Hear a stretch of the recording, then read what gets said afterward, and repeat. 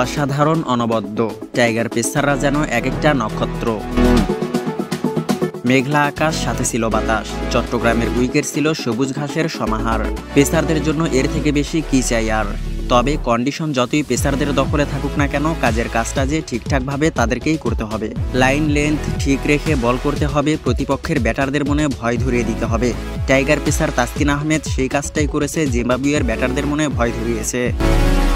4 ওভারে 14 রান দিয়ে নিয়েছেন 3 উইকেট, হয়েছেন ম্যাচ সেরা। পুরস্কার নিতে এসে তাসকিন জানিয়েছেন, কঠোর পরিশ্রম এবং বেসিক ঠিক রেখে কাজ করার ফলই এমন পারফরমেন্স।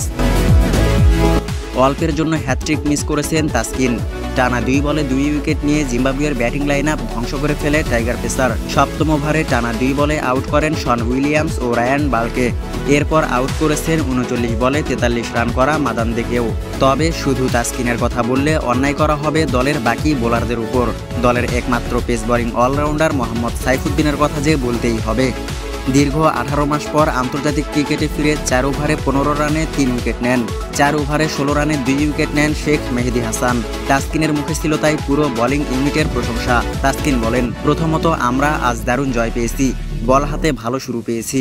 আমরা বেসিক কাজটা ঠিকঠাক করেছি, সে কারণেই পুরস্কৃত হয়েছি। গত কয়েক সপ্তাহ সবাই কঠোর পরিশ্রম করেছে, সেই ফল পাচ্ছে এখন।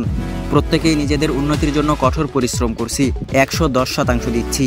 আমরা দারুণ একটা ম্যাচ খেলেছি, সামনেও এটা ধরে রাখার চেষ্টা করব। অধিনায়ক নাজমুল হোসেনও বোলারদের পারফরমেন্সে সন্তুষ্ট। তিনি জানান, সবাই খুব ভালো খেলেছে। তাসকিন, মেহেদী, আসলে সব বোলারই ভালো শুরু করেছে এবং আমি তাতে খুব খুশি।